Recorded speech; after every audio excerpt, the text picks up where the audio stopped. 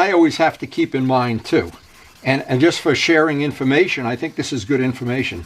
When I took the Ninja project, they want to have steak, and then you got people that want Kobayashi steak, and then you got people that want Karen's Cooking and what else. So today we have a couple of good stories, and you can't make this stuff up. I always say there's stories in life you can't make up. This is one of them. Yesterday, and of course yesterday's video, I opened a box to my Greenworks Pro 80 volt, the Beast, the lawn trimmer, edge trimmer. I open up, I'm really excited about it. It's like buying a new bike. I'm all excited.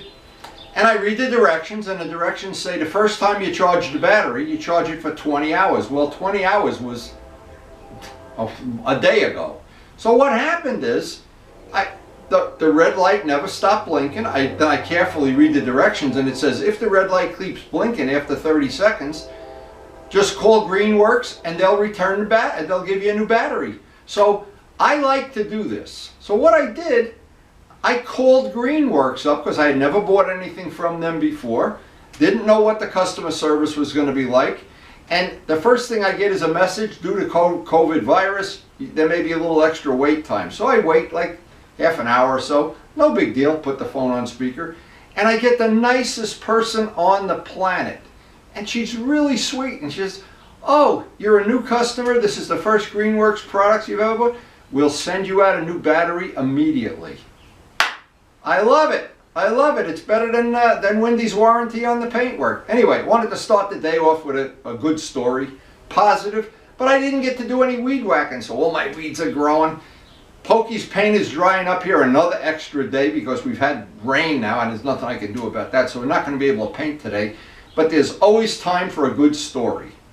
So Pokey's tank actually had an extra day of drying while we're in this rainy spell now, and I don't know what the hell that's all about. We have the most unpredictable weather this year. Unbelievable.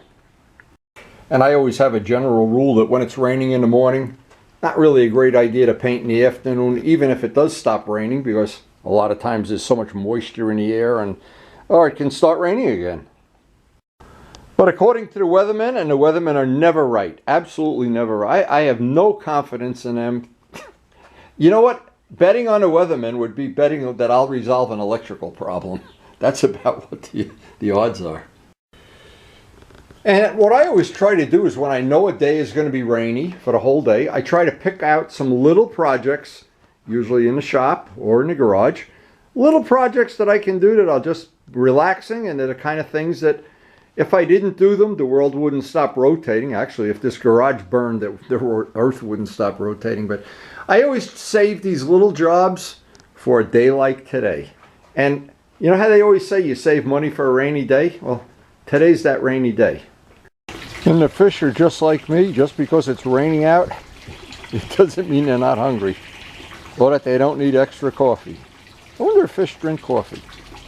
Now, I was really hoping I could get that thing, the Beast, I call it. Listen to those birds chirping, because we're ready to start working, and I do it for exercise more than anything else, and Karen and I enjoy doing it together. Look at that. I have to have that ugly bucket out there till I'm done with Pokey's job. That's really my garbage can under there. But anyway, we do enjoy having a garden every year and making it a little different and feeding the birds and feeding the fish. But it looks like it'll be another couple days before I have the battery for the Beast. Here's a sign that I'm getting old. I left the 2 cans of primer out and they're soaking wet from yesterday. I never even bought the primer in. Yeah, it really is going to be a rainy day all day. I can see that, but it doesn't stop me from needing a cup of coffee in the morning. Now, because we're in this little back room, these plants are growing so much faster. It's really unbelievable than the outdoor ones. But again, it's raining outside, but it's not raining in this back room, so I basically have to water everything. And we really have enjoyed this year growing everything from seeds. We're trying to grow everything from seeds. I'm not sure. I'm not sure in the final result that we have much of a choice this year, but this has turned out to be a lot of fun. I hope Nanda Navola gets to see this, that she's turned a part of our house into a hothouse. And of course, nothing on earth stops the birds from visiting us every morning while we have our coffee here. Now we're going to get sorted out and see what we can accomplish on a rainy day. And from our porch, there's still one really nice flowering tree. One left. So on this rainy day, one of the things I always do is I say it like it's a joke, but it isn't a joke. There's always something to clean, to polish, to lubricate, to change. And one of the things that's been on my list for quite a while, the mirrors, what's happened with any plastic mirrors, doesn't matter which bike they're on. And I'll show this on a close-up. What happens in time, and usually after a year or so goes by, they start to get, let me see, maybe I can show it under the light that we have right here now, but I'll put it under the light in the shop. I'm going to take the mirrors off the bike. You can see what happens. It's called imprinting. And what happens, the plastic does this over the winter time, and it just takes a little bit of the shine off of that. And there's a way, and I'll show how I do it, there's a way of rejuvenating that and making it really, really good for another year, maybe 2 years or whatever. Now, I've noticed an anomaly about this. It happens most often to plastic. Does happen from time to time to metal parts, but it's from the parts expanding and contracting. Now, most people, well, these are relatively new, so they haven't done it yet. But a year from now, they'll need to be, I call, rejuvenated. And let's see how the R1, maybe we'll do the worst ones first. And I'll spend the time doing these. Let me just see. Now, these are not that bad. But again, all these plastic things, you never know what's in that batch of plastic. Let's see how the RD ones are. Now, most of them have held up pretty good. Actually, it's the ones on the FZR that are the worst. But let me show it. If I can show it with a close-up, I think you'll see what I mean. And by the way, that economy cycle headlight, boy, did that work out nice. Boy, just not having a chrome plate that. And I've still made a couple of other inquiries of people I know that know about chrome plating and have friends that do chrome plating, but so far nobody will do that exhaust system for anything like a reasonable amount of money. And the people that will do it, I don't know that they disappear into the Mexican cartel or something. So what I thought I'd do is I'd take these downstairs where it'll just be a little less, it's still cold and damp out here. I know it was coming up on 40 degrees before, but doesn't look like it's going to be a toasty warm day. That's for sure. But anyway, that's what's nice about having a shop in a cellar, and anything I can bring down there to work on, it just makes it that much easier. Now, I'm not sure I can show this out here. You can see the finish is not exactly, let me get it up close. It does have a little bit of a, boy, I wish I had there, and you can see it now. You see how it's like orange peely? It really isn't orange peely. It's just not flat. And that's all caused by expansion and contraction over the winter. So what's going to happen, we'll put it right up by our now obsolete Ryobi charger that, look, this is funny too, talking about electric stuff. This is why I've always hated electric stuff. It tells me that the battery's fully charged when you put it in, and I had no sense even doing it. It shows, fully charged. You go out, you put it in a tool, bleh. So at least gas stuff, it catches fire and burns and smokes and stuff. But anyway, we will try to show, I guess it's a good thing for a rainy day, how we can upgrade these mirrors in a matter of maybe a half an hour or so. And then if we have some time left over, I'll do some of the other ones. But these have deteriorated the most of any of them. So because of the rain, of course, today Pokey's job will go under the heating vent, and that extra couple of days or day of just sitting under a heating vent this time of year, that'll do the paint, the primer a lot of good. It'll be a lot better when we actually get back here. And I'm hoping we're going to be able to do this on a nice, beautiful painting day, hopefully. In the meantime, the poor beast doesn't have a battery. He's got an 80-volt dead battery. But it's seen, I really mean it. I always try to find people that take care of their products and support them, try to give them a good review. And people that don't, and I was really looking forward to using this beast. You have no idea. This beast has been on my mind constantly. Anyway, we're going to go do some paint work. So to do this little job, and this is a pretty cut and dry thing. It's 2000 grit Indasa sandpaper, soapy water. Very, very simple things you need to do it.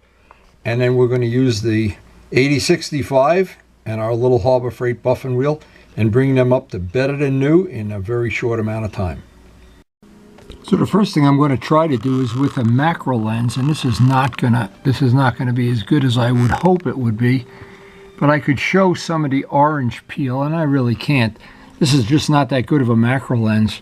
And so if you can see the what I call orange peel on there, that's what we're going to try to get rid of. And it's relatively quick because these parts have already been polished. But the lesson here is that once you repolish something like this, each time you do it, it'll get better than the time before. Just like polishing a side cover. The first time, it'll kind of deteriorate, and the second time, because you've already got it leveled. And the secret to all this stuff is keeping the part flat and buffed.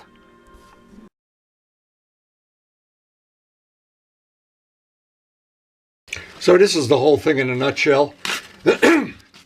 It's pretty self-explanatory, but again, this is the kind of thing, like I always say, it's gourmet stuff. Yeah, anybody can eat a hamburger, and everybody does like hamburgers and French fries.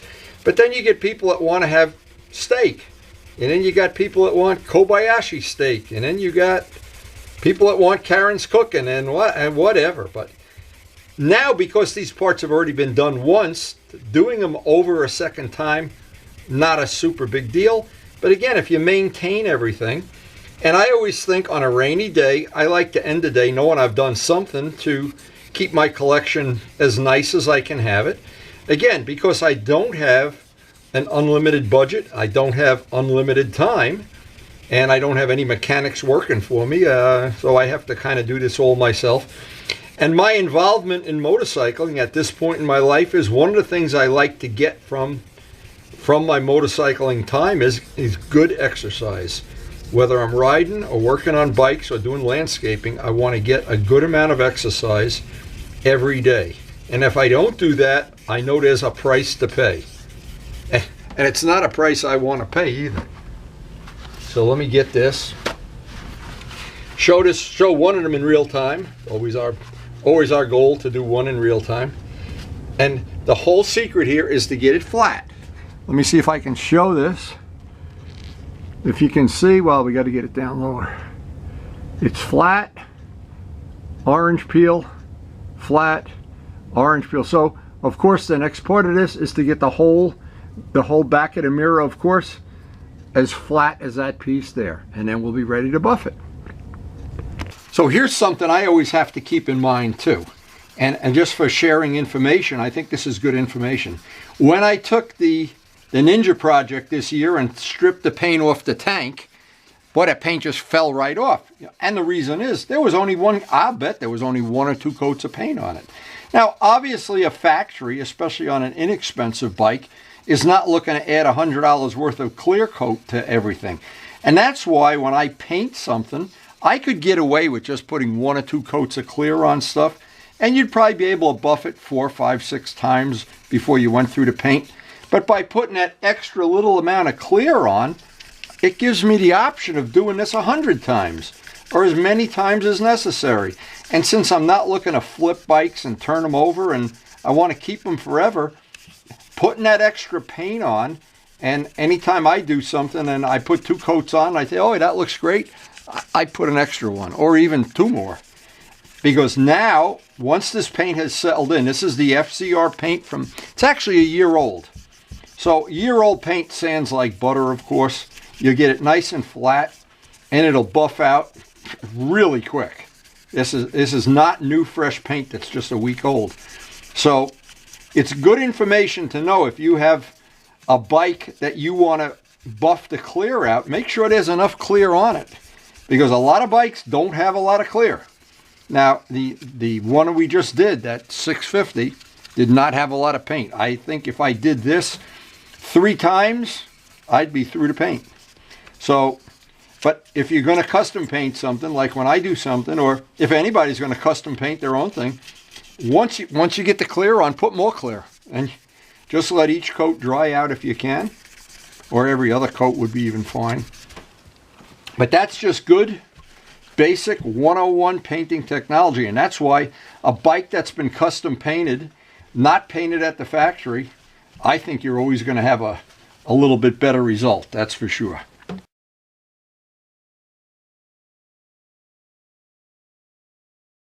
And this is a product, along with the Meguiar's, that we've had really, really good luck with. I really do like this product. I like to use it with the Harbor Freight, the little hand buffer, and a brand new pad every time I buff something like this. Now, it's always good to spread the product all over, especially when you have a new pad, and get it as much as you can right around the edge. That's always a good idea. I always like to also put plenty on the part. That just ensures that you're not going to get a spot on there where it's dry. And always around the edge. If you put it in the middle, not much happens. It's got to be around the edge that you work on it. So for this part, let's see how quick this comes up. And you never know until you do the part. But since this is year-old paint, it should come up pretty quick, and I'll do one in real time. I always like to do the first thing of anything I show in real time. Now, just to mention something, and that people know that follow my channel, I've been following Alan Milliard's channel, and he shows some really good tips. And if you watch all the little videos, there's a couple on there that are only a minute or two long, and they have some good tips that are very useful. So, always like to share the information, spread it around. And let's see, in real time, just how this is going to play out. I'm sure this is going to play out very well. Year-old paint usually buffs right up without any problem at all. So let me just show this. And when you see it in real time, it's a lot easier to believe it than when you see it in donut time. And let's just see if you can see how quickly that came up into being what I think is a really high quality finish. Way nicer than it was with that orange peel look. And to me, there's nothing better than on a rainy day. I really can't ride, I really can't work in my garden, but I can always do a couple little upgrades to the motorcycle. So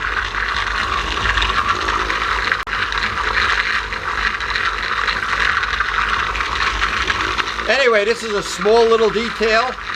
I'm not sure everybody out there would even care about it, but it doesn't really matter because I care.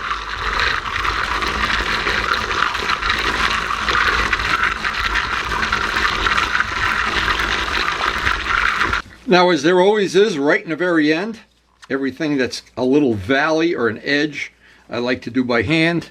I don't want to get that buffer to do a mountaintop and knock it down. And anything that's a low valley, that pad doesn't get in really well. So I have to do the final little parts by hand.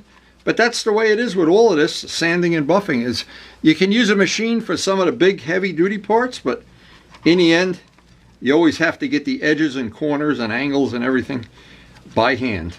And then we'll candle this under the light, see if we've missed any spots. One down, and I don't know how many mirrors I'm going to be able to get done today, but we have 25 or something out there. So I'll just fill up the time that's available today, and this will be a nice little upgrade for, and this bike, which is only the restoration is only a year old. Let's see if that's, I'm not sure you can even see the quality of the finish under the lights I have here, but it is very good. Now, I wanted to show, if I could, the quality of the finish. The quality really comes right up. And it's, to me, it's a small detail that's worth doing. Some people it's not worth doing. I totally understand that. But to me, that adds the extra little dimension, especially on the mirrors. And I've become, in the last year or so, fanatical about wanting to see what's behind me. I know most people don't care. They look at their armpits for the whole ride, but I want to know what's behind me. Especially when we have people that I'm kind of keep track of them if they've driven off the road.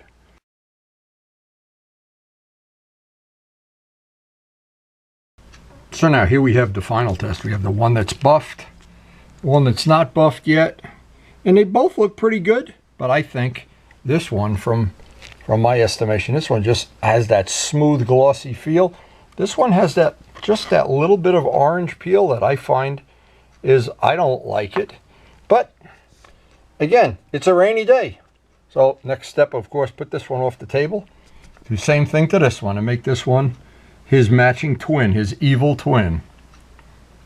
One of the things I wish we had, and we don't, and we're not going to have it soon, is a much better macro lens to do close-ups. This camera does not have it. And the problem always is, if you don't have a really good macro lens, it's hard to do close-ups. It's hard to get, well, it's not hard, it's impossible. But maybe in the future. So I wanted to mention something. In the middle of shooting this video, I had the occasion to talk to Luciano about this project, and several other people that have seen the video of the first part of this. This tank for sure still has a lot of rust in it, but there's a difference. When I did this, and I'm not sure I even put this on video, I blew a lot of compressed air. I remember vacuuming up a lot of rust out of this tank. Now, and I put the shop vac in there and got a lot of the loose stuff out. Now, that doesn't mean I cleaned it out. But a lot of people have sent in suggestions, and one of the suggestions was you're going to clean it and you're going to seal it and you're going to do everything. And that's fine, but I want to share something. My FZR tank, I had a lot of rust in it. And I cleaned it. I did exactly that. And what I did is, in the fuel line, it's only one fuel line on an FZR, I put an automotive fuel filter. An automotive one, so nothing ever got to the carburetors. Now, the bad thing is, if enough rust goes into the petcock, and there's no petcock on an FZR, it's just the part going in there. So what happens is, if that fuel filter gets clogged up, bike's going to run lean and eventually run out of gas in essence. But what happened is, I cleaned that filter when the bike was new. Not new, it was new to me. I cleaned that filter 4 or 5 times. It had some rust in it, a little more rust, a little more rust. But it never stopped the bike from running. So I'm suggesting to Pokey, this bike has 2 petcocks. Get 2 of those AutoZone automotive filters. They're about $10, and they fit right onto the fuel line. And I would suggest Pokey, brand new rubber fuel line, not the old crap that's 100 years old. So we have put a lot of time into making this bike as good as we could be. And if Pokey does his part, there'll be no problem with this at all. I don't think there'll be a problem, because I don't think, and I did the poke test with my finger to see if it was going to turn into a tank where you put your finger and your finger went right through. It didn't. So I think the tank is solid. It's just rusty. And I think if you put the 2 automotive filters in there and clean them after a couple of rides, I think you'll be fine. But I'm probably, going to have, there's counterpoints to that. I can picture now, there's going to be people that think, no. Well, but again, it's Pokey's bike, not mine. That's just my suggestion. Now let me get back and do that other mirror. You know what I found out? And it's the second part always goes faster. And the other thing that's for sure, nobody ever comes over and does it for me. I never have a people waiting at the door in line with a mask on to say, oh, I'll sand that mirror, I'll sand that mirror. It's always me. Now, I thought I'd share one of my little adventures. I call them misadventures. It's because they really are adventures. I was doing a job like this, not this job. I was doing a job like this. And for some reason, I didn't check. I grabbed into the sandpaper little box, and it wasn't 2000 grit. It was 600. Sandpaper looks exactly the same. And who knows, I was, at my age, you don't know what the hell I'm doing. But here's the thing. I took a piece of the sandpaper, and on that piece of sandpaper, you couldn't see the number. It had no number. Now, that piece of sandpaper, if you just reach into the scrap box and grab it, you don't know if it's 600 or 2000. So what I did, true story, can't make this, seems like everything in my life you can't make up. What I did, I sanded a part that I wanted to sand with 2000 grit with 600, and I said, wow, this Rhino wet, it really cuts beautifully. Wow, holy mackerel, this stuff cut like butter. And I was all impressed, never realizing I had sanded it with 600. Then I went to buff it. Well, you can imagine, it took forever to buff the scratches out, and I kept thinking, what the hell's wrong with this compound? Well, what really does happen is the scratches, the smaller of a number sandpaper put deeper scratches. And so what happened, I just was beside myself. Then I finally realized, after an hour, it dawned on me, I kept thinking, what the hell am I doing here? What am I doing? And like I said, on a rainy day, I'm trying to share stories that I've had that they really, when you get old, you'll understand. Nobody will have to explain to you. But that's one good story, and it's absolutely true. And I did recover because I had enough clear on. Now, if I did that to that Kawasaki 650 that I just did and had one coat of factory paint, it'd be a disaster. So I guess the bottom line is it's the cheapest insurance in the world when you're clear coating something to put an extra coat or two on. It absolutely stacks every deck in your favor, and assuming you're going to keep the bike. Now, if you're like some people I know, don't have to mention any names, every time you turn around they're buying and selling a bike, well, it probably wouldn't matter. Your passion is a little bit different than mine. But my bikes are keepers. I want to keep exactly the bikes I have, and I always say it like it's a joke, but it's not a joke, till the day I die. I don't want to have a bunch of different bikes. I like the ones I have now.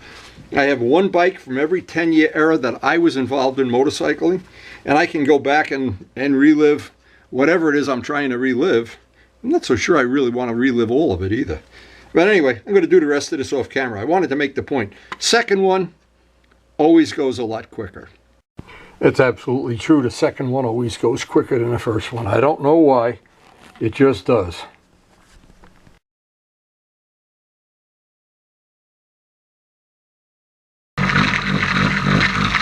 So it absolutely is a true thing that second part always goes faster. But even a little detail like this, I feel like I got something accomplished today. I didn't feel like on a rainy day, a lot of times you don't get much done, but at least you get something. And this will be one more little detail. I'm not sure anybody will notice it but me, but it doesn't matter.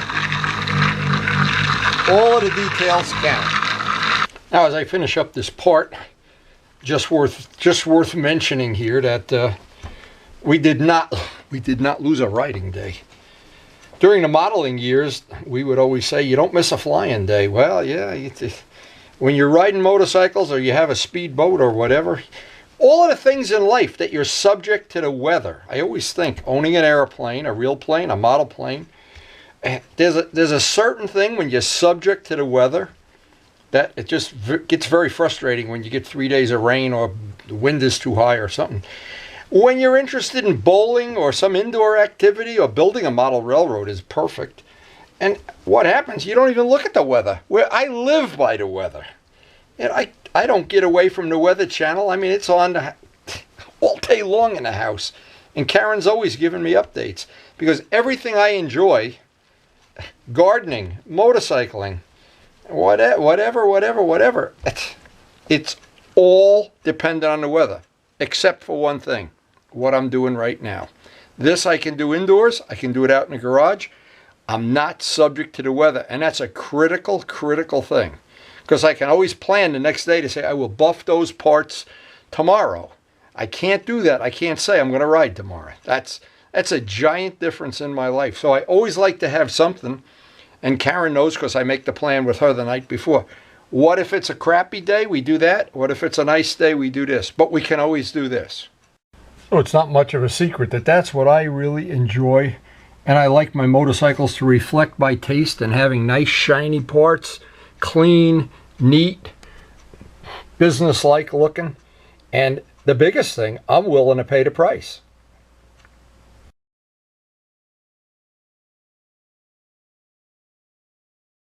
Now the only thing left is to reinstall these on the FZR and get them roughly adjusted for the next ride. That was definitely a nice little upgrade. Now anytime I can make some kind of nice little improvement in the bike, especially if the improvement is a low dollar thing, I don't have to spend a ton of money. Something reasonable, like that headlight shell from Economy Cycle, that headlight. Now Luciano told me that's a halogen bulb, and you know what's going to be a real problem? I put the wrong mirror on this side. This is going to be can you know, I always talk about being old. You can't make this up. I'm not going to edit this out of the video, and I don't plan it this way. Karen made a wonderful point today. Maybe I got the right mirror on this time. Maybe I ought to mark them with a piece of tape or something. Karen made a great point. She came down while I was buffing this out, and I tried to explain to her why I'm doing it. I said, it's a little bit of an upgrade for the motorcycle. And she says, wouldn't it be great if we could go to eBay or somewhere and upgrade our bodies this way and say, geez, I need a new this or a new that or a new kidney or something. And she's got a good point.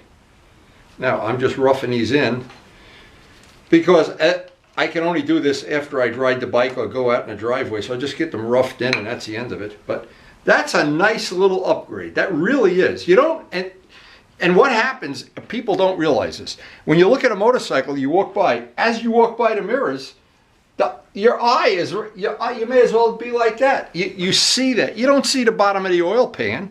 You don't see the drain plug. You don't see the bottom of the chain. But this you do see. So I'll put a little coat of Flitz on that. It's a day well spent. Now the truth is, every time I make a little improvement to any of these bikes, I'm thrilled. I'm happy. Because to me, these bikes are more than just hunks of metal. They're things I've tied up my life in. I mean, I've got, in this bike, I have almost 900 hours of restoration. In this one, probably 500-600. The other one, well, I think we figured out 500. That's my life. Now, you saw me putting the mirrors on back. I didn't stage that either. I don't have to stage things. They just happen automatically. But I always think, and I'll bet this is true, I wonder if Alan Milliard ever puts a piston in and after putting a whole engine, oh, it's in backwards. I'm sure he does. And if you can't do what we do as old restorers and people that work on old motorcycles. You always have adventures. And when I talk to Luciano, I have never talked to Luciano yet that he didn't share with me a story of doing something and putting this back. Even with his 999 Ducati, when he had that switch up here, there's no end of stories. And that's part of the joy, the fun of restoring old motorcycles is, you see Turbo Steve, you see Mark, you see, no matter who you see, Glenn, you always have a story. There's always, oh, I forgot, Jesus.